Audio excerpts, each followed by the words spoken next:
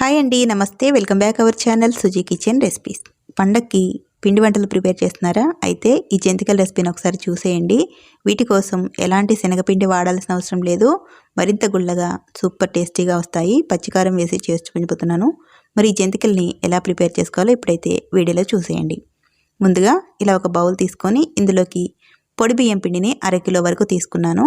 Cup మెజర్మెంట్తో కొలిచి చూపిస్తున్నాను చూడండి. కప్పుతో అయితే 3.5 కప్పుల వరకు వచ్చింది 1/2 కిలో బియ్యం పిండి. ఇలా బియ్యం పిండి ఒక గిన్నెలో కొలిసి పెట్టేసుకొని ఈ బియ్యం పిండిని పక్కన పెట్టేసుకోండి. ఇప్పుడు స్టవ్ ఆన్ చేసి ఒక కళాయి పెట్టేసుకోండి. ఇప్పుడు ఇందులోకి బియ్యం పిండి కొలిసిన కప్పుతో 1/2 కప్పు వరకు అయితే మినపగుళ్ళని తీసుకోండి.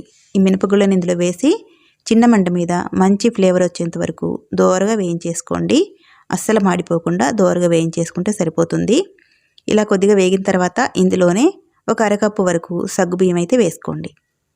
అలాగే మరొక 1/2 కప్పు వరకు లావు అటుకులను వేసుకోండి. ఇలా అటుకులు సగ్గుబియ్యం కూడా వేసేసుకొని ఈ రెండింటిని కూడా కొద్దిగా వేయించేసుకోండి. ఒక 2-3 నిమిషాలు అయితే ఇవి తొందరగానే వేగిపోతాయి. ఇలా వేగిన తర్వాత పూర్తిగా చల్లారనివ్వండి. చల్లారిన తర్వాత ఇలా ఒక మిక్సీ జార్ తీసుకొని ఈ పప్పులు, అటుకులు, సగ్గుబియ్యం వేసేసుకొని వీటిని మెత్తగా గ్రైండ్ చేసేసుకోండి. వీలైనంత మెత్తగా ఇలా గ్రైండ్ చేసేసుకొని ముందుగా బియ్యం పిండి కొలిచి పెట్టుకున్నాం కదా, ఇందులో ఒక జల్లెడ వేసేసి ఈ మిక్సీ పట్టిన పిండి అంతా కూడా వేసి మెత్తగా జల్లెడ పట్టేసుకోవాలి. అస్సలు పలుకులు అనేవి వేయకుండా మెత్తని పిండి మాత్రమే జల్లెడ పట్టేసుకోవాలండి. ఇలా మొత్తం కూడా జల్లెడ పట్టేసి మిగిలిన ఈ పలుకులన్నీ కూడా పక్కకు వేసేసుకోండి. ఇప్పుడు ఈ బియ్యం పిండి, ఈ మినప్పిండి మొత్తం కూడా కలిసేలాగా ఒకసారి కలిపేసుకోండి. ఇలా కలిపి ఈ బియ్యం పిండిని పక్కన పెట్టేసుకోండి. ఇప్పుడు ఇందులో కావాల్సిన పచ్చికారాన్ని రెడీ చేసుకుందాం. పచ్చిమిరపకాయలని ఒక 20 వరకు తీసుకోండి. అలాగే ఒక పెద్ద ముక్క సైజు అల్లం తీసుకోండి. ఇలా వీటిని ముక్కలుగా కట్ చేసుకొని ఈ మిక్సీ జార్లో అయితే వేసేసుకోండి. మొత్తం కూడా ఇలా వేసిన తర్వాత ఇది గ్రైండ్ చేసుకోవడానికి కొద్దిగా నీళ్ళను వేసుకొని మూత పెట్టి చక్కగా వీలైనంత మెత్తగా పేస్ట్ లాగా గ్రైండ్ చేసుకోవాలి. ఇక్కడ చూపిస్తున్నా చూడండి. ఇలా ఏమాత్రం ముక్కలు అనేవి లేకుండా మెత్తగా గ్రైండ్ చేసేసుకొని ఇందులో ఒక గ్లాస్ వరకు నీళ్ళను వేసుకోండి. ఈ వాటర్లో ఈ కారం అంతా కూడా పడుతుందండి. ఇలా నీళ్ళు వేసి కలిపేసుకొని ఈ పచ్చికారం నీళ్ళనైతే పక్కన పెట్టేసుకోండి. ఇప్పుడు ఇందులో కావాల్సిన ఉప్పునైతే వేసుకుందాము. బియ్యం పిండి, పప్పుల పిండి వేసి కలిపాం కదా, ఇందులో 1 స్పూన్ వరకు సాల్ట్, ఒక 1/2 స్పూన్ వరకు పసుపు వేసుకోండి. కరెక్ట్గా సరిపోతుంది. పసుపు వేయడం వల్ల జంతికలు అనేవి తెల్లగా లేకుండా మంచి కలర్తో వస్తాయి. ఇలా మొత్తం కూడా పొడిపిండి ఒకసారి కలిపిన తర్వాత ఇలా జల్లెడ వేసుకొని గ్రైండ్ చేసుకున్న ఈ కారం పేస్ట్ ఉంది కదా, ఇలా నీళ్ళని వరకు వేసుకోండి. ఇవి మొత్తం కూడా పడతాయి. ఇలా ఓన్లీ నీళ్ళని వరకే వేసుకోవాలండి పిండి కలపడానికి. ఈ మిర్చి పేస్ట్ కానీ అల్లం పేస్ట్ కానీ పిండిలో పడకుండా ఇలా ఓన్లీ వాటర్ వరకే వేసేసుకోవాలి. వీటిలోని ఘాటంతా కూడా వాటర్లో దిగి మనకి పిండిలో కరెక్ట్గా సరిపోతుందండి. ఇలా వేసిన తర్వాత ఇందులో వామునైతే 1 స్పూన్ వరకు వేసుకోండి.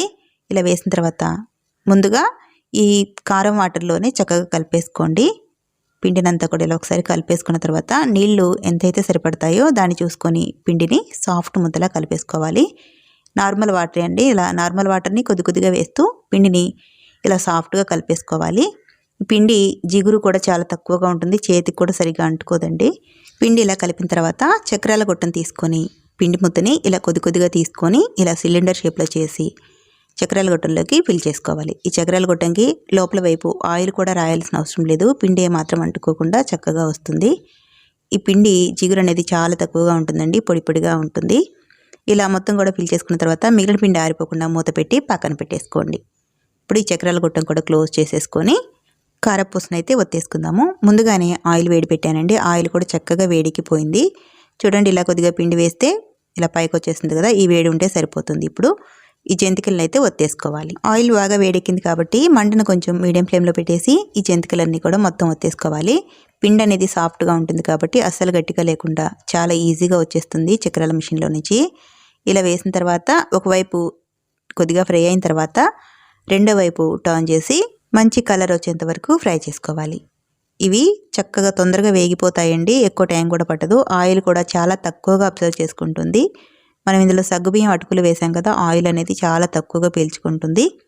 ఇలా బబుల్స్ అన్నీ కూడా తగ్గిపోతే మనకి ఫ్రై అయినట్టు తెలుస్తుందండి. ఎక్కువ కలర్ కూడా రాకూడదు. చూసారా, చక్కగా ఉన్నాయి కదా. మిగిలిన పిండి కూడా ఇదే విధంగా రెడీ చేసుకున్నారంటే ఎంతో టేస్టీగా మరింత క్రిస్పీగా జంతికల రెసిపీ అయితే రెడీ అయిపోయింది. చూడడానికి చాలా కలర్ఫుల్గా చక్కగా ఉన్నాయి కదా. ఈ జంతికల రుచి అయితే చాలా బాగుంటుందండి. శనగపిండి లేకుండా మినపప్పు పచ్చికారం వేసి చేసాం కదా, రుచి అయితే చాలా సూపర్గా ఉంటాయి. మరింత గుల్లగా ఉంటాయండి. మిగతా కారపూస కంటే కూడా ఇది టేస్ట్ బాగుంటుంది, మరింత క్రిస్పీగా ఉంటాయి. మీరు కూడా ఈ సంక్రాంతికి ఈ పచ్చికారం వేసి ఈ మినప జంతికలను ఒకసారి ట్రై చేసి చూడండి. ట్రై చేసి ఈ రెసిపీ మీకు ఎలా వచ్చిందో కామెంట్ రూపంలో తెలియచేయండి. చూసారా ఇక్కడ విరిచి చూపిస్తున్నాను ఎంత క్రిస్పీగా ఉన్నాయో.